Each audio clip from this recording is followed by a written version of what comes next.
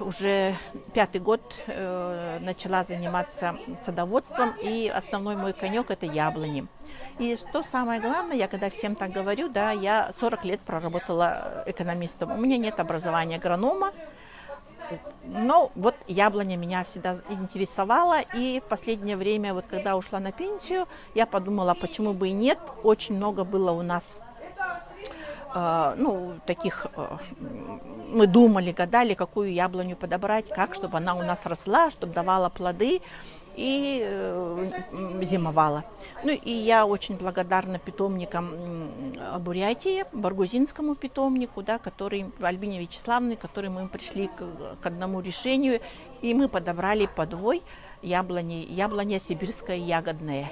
И вот на нее мы начали прививать культурные сорта.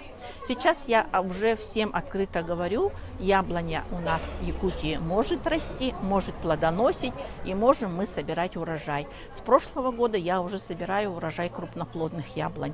Крупноплодная яблоня – это вес яблочек от 110 до 180 грамм.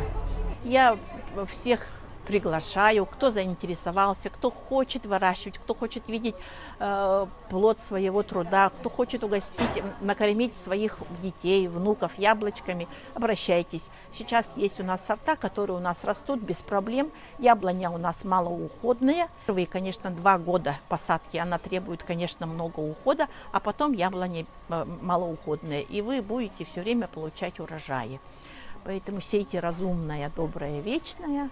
Это будет и вдохновение для вас, и радость для ваших детей, внуков. А самое главное, у вас будет большой стимул. Всего доброго.